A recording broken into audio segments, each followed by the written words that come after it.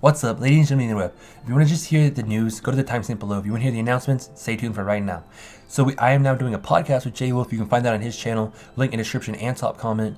It's a really good podcast. You would really enjoy it. Go check it out. And we're using my Discord again for live streams on Twitch. I'm talking with you guys when I'm playing Jack, when I'm speedrunning Jack. We're playing Fortnite together. We're playing Rules of Survival together, PUBG together, CSGO, you name it. We're playing so many different games together. It's insane. So if you ever wanted to play a game with me, or if you just want to talk to me while we play Jack and maybe talk about old Jack memories or something, go ahead and join my Discord, link in the description and link in the top comment as well. And now, let's get into the news. So the first bit of news is GTA 6 being a launch title on PlayStation 5. So yes, PlayStation 5 again. I am now the PlayStation 5 guy, no longer the Jack 4. I'm just kidding, I'm still doing Jack 4 stuff. 6 could be a launch title on the PlayStation 5. This is a rumor that was started by Value Walk, link in the description below to the article. But yeah, this rumor kind of makes a whole lot of sense because GTA 5 is still selling like crazy. PlayStation 5 is coming. PlayStation 5 is coming hot on our heels. What's going to be the launch games for it? I mean, we know the two biggest sports in the United States and the world are going to be launch titles. FIFA 20 is going to be a launch title, and NBA 2K20 is going to be a launch title. And then what is there left to fill? Obviously, EA's pitiful NBA Live. And if it releases in 2019, that probably means Star Wars Battlefront 3 is going to be a launch title. And probably the next Assassin's Creed game will also be a launch title. But what is there going to be for games like this that you can play for endless amount of hours and not have the same thing happen over and over and over? That's GTA, boys. So if GTA 6 became a launch title on PlayStation 5 like we talked about a while back, it would really work out. And now transitioning onto more PlayStation 5 rumors, which is really big. So if you guys remember back last year, we talked about the PlayStation 5 being a hybrid console because of a patent that Sony filed back then. Well, now it's turning up rumors again that the PlayStation 5 could be a hybrid console, which would make a lot of sense because think about it. The Switch is huge. The Switch is outselling the PlayStation 2. Obviously not in lifetime sales yet, but in sales from PlayStation 2's life point at the point that Switch is at now, the Switch is blowing it out of the water. So it would be really in Sony's favor to try to combat that with a hybrid console. Because they say if you're getting beat, then copy whoever's beating you and then beat them right back at their own game. So that would make a lot of sense, and I know a lot of people are worried that if a PlayStation 5 is a hybrid console, the graphics are going to suck. That's just not the facts, okay? That's not the facts. PlayStation 5 on a hybrid is going to have like 2019 PC graphics, okay? It's going to be great. It's going to look awesome. It's not going to be like the Switch. Nintendo consoles are always underpowered. You know that. Everybody knows that.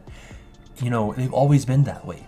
PlayStation's always been doing the most, doing extra stuff to make it more powerful and last for as long as they can. And just like clockwork, GTX 2070 is supposed to release next year, and that's going to be about when the PlayStation 5 comes out. Just like the latest and greatest GTX cards release right as the time the 2013 launch for the PlayStation 4 was being launched. So it makes a whole lot of sense. So to be completely honest with you, I would prefer PlayStation 5 to be a console hybrid because by the time that comes out next year, I'm going to be out of college. I'm going to be working, you know, at a game studio or something, unless somehow my Twitch and YouTube blows up. So I'm going to be working at some game company. I'm going to be doing long hours drawing stuff, waiting for things to render. What am I going to do when things are rendering? Yes, I could play something on my Switch, but why would I do that when I could be playing the Jak and Daxter re-release PS5 for the third time on my PS5 portable or PS5 Switch, whatever they would call it, right? It would make a lot of sense, and I could see them doing this because the people who grew up with PlayStation are like me.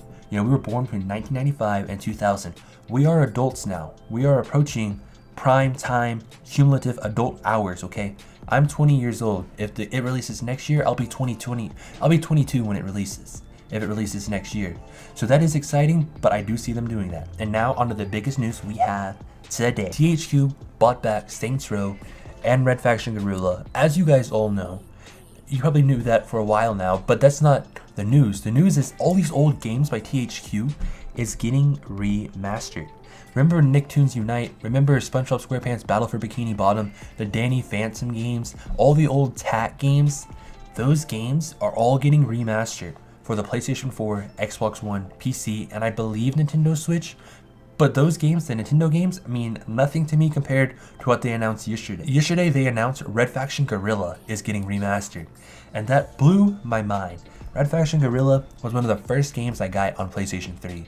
Red Faction Guerrilla was one of the first games I beat 100% without any help. Red Faction Guerrilla has a really special place in my heart, okay? And if they're remastering that, then that means they're going to end up remastering the classic PlayStation 2 Red Faction and Red Faction 2. And those games had the best online of any PlayStation 2 game, or not online, multiplayer of any PlayStation 2 game. They were hours of fun. They were endless hours of amazing. They had the best cheat codes. They had the best of everything. And those games were like Overwatch before Overwatch was Overwatch. So this is a really big deal that those games are coming back. But yeah, I'm going to end this video here. So you know the drill, guys. Like, comment, subscribe. Try not to die, and I will see you in the next video. Cowabunga, dude.